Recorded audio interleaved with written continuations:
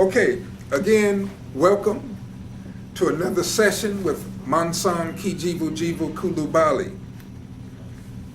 I am here Saturday, August 7th, in the so-called year 2010. But y'all know, dear people, upon closer investigation, it's way more than just 2010. The real year is 6,250 after the creation of the very first calendar by the Nile Valley Africans of Kemet.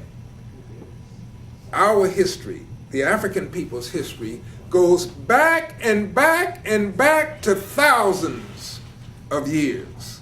So we got to look at the world in a whole different way, including time. So I'm here at the Black Star Project office. Just to give you a little bit more about my background, I was an organizer of a nationalist and pan-Africanist youth movement back in the early 70s here in Chicago, known as the Black Body. And we definitely were examples of how our youth ought to be, conscious and committed. I also later on organized down in Jacksonville, Florida, a group called Some Positive People. And these were mostly adults, and we were a social and cultural change organization patterned after the US organization in California. Moreover, I've been involved in several organizations over the years, and currently, as we speak, I am a member of the Black Star Project, that mighty educational force coming from the community, led by Brother Philip Jackson and his wife, Reverend Catherine Jackson, and they have a great staff and have been doing a great amount of work in terms of education. So I've been a monthly student motivator in the classrooms in the elementary and high schools each month. I've been right up front, close and personal with these 7th and 8th graders in particular, and the high school students. I also substitute in the Chicago Public Schools, so I'm around our youth a lot. I've also been involved with the Upward Bound program at Roosevelt University, East West University, U of I, and Malcolm X. They all have programs, and y'all know that that's a high school to college prep program. It's an awesome program, and I taught countless numbers of students from 1999 up to about 2008. A course, short course, 6-week summer course on Black culture and history, and cultural studies and ethnic studies, so that they would get the kind of knowledge that they normally don't get in those schools. I'm also a parent university professor with the Black Star Project. And my session is called Black Cultural Awareness for Family Development. And that's why I want you parents to tune in to me today and pay very close attention to what I have to say, because parents are a very, very important part in our people's revival and redemption and upliftment. You know, our youth are our future, but they must have proper guidance from community and in the family. And I'm also a member of the National Coalition of Blacks for Reparations in America. You know, we're fighting for reparations, y'all.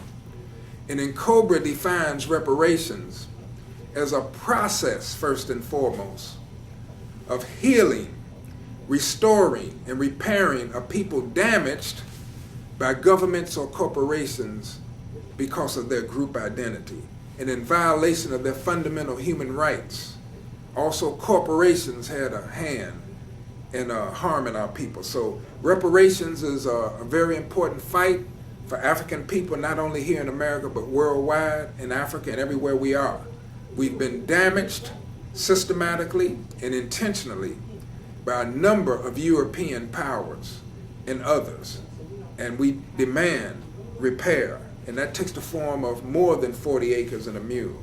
Yes, we got to get land, but we have to have a plethora of remedies to help make us whole again. We are a nation.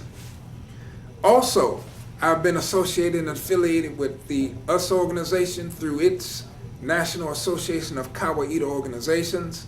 Dr. Karinga and the organization US have done a mighty, mighty work. Y'all probably know him best in terms of the Kwanzaa holiday. But Dr. Karinga has contributed much, much more to us than that national holiday of Kwanzaa. That's a great work, but our brother is an activist scholar who has been training social and cultural change agents like me for years. They have the great African American Cultural Center out in Los Angeles, California, the Institute of Pan-African Studies. They train people from all over the country. They also have been building institutions, publishing books. In fact, Dr. Karinga has at least 20 mind-expanding books because we have to learn through knowledge. And I will show you a few of those books. But Kawaida philosophy, like Garveyism, like the teachings of Kwame Nkrumah that we call Nkrumah Touréism, after Kwame Nkrumah and Sekou Touré. We need bodies of thought that hang together, that are coherent, that give our people better identity, purpose, and direction. Just like Messenger Muhammad and the Nation of Islam, they have a body of literature to point our people and stand them up and clean them up and so forth. Finally, I'm a member of the All African People's Revolutionary Party. Our people need to be involved in alternative political parties because the Democratic and Republican Party have not been doing for us what we need done. So we have to be open-minded and deal with alternative structures. So the All African People's Revolutionary Party, which was founded by Dr. Kwame Nkrumah in Africa, one of his main disciples was Kwame Touré, formerly Stokely Carmichael, and we honor all of them and their memories with keeping on the fight to organize black people worldwide. So the All African People's Revolutionary Party has chapters all over this country, in Africa and elsewhere where black people are. And we're trying to liberate the African continent and all African socialist government, that we need. It's going to help us worldwide. We're global people, so we need global power. But let me get into specifically what I wanted to do today with you. If you go to YouTube, I have one video up already.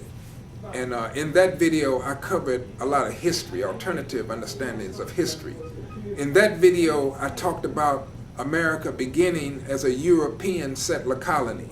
The whole thing of the land of the free and the home of the brave and all that myth about Columbus, I deconstructed that for you and gave you the benefit of teachings that I got back in the early 70s from Kwame Touré, formerly Stokely Carmichael in particular.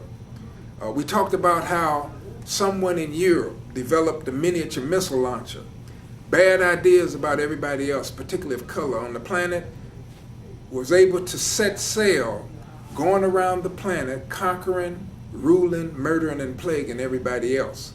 And as a result, in the year 6250/2010, we're still faced with white supremacy. So that first video, I would urge y'all to revisit. But in this particular session, I'm going to deal not so much with history, but I'm going to try to drop knowledge, for our youth. I have something for the youth in the audience. Don't touch that mouse. Keep viewing because I'm going to be talking to several segments of our community. I have something for you parents, and I have something for our adults and students who have trained themselves to be able to study and absorb ideas. Some of the people that I'm going to be talking to specifically are those of us who have some kind of wealth and station in life because you have a role. And that role, I'm going to tell you up front, is not to get rich, wealthy, and then run off somewhere away from the community and not help your people. We need to do as Philip Jackson has done, commit class suicide and identify with the aspirations of the masses.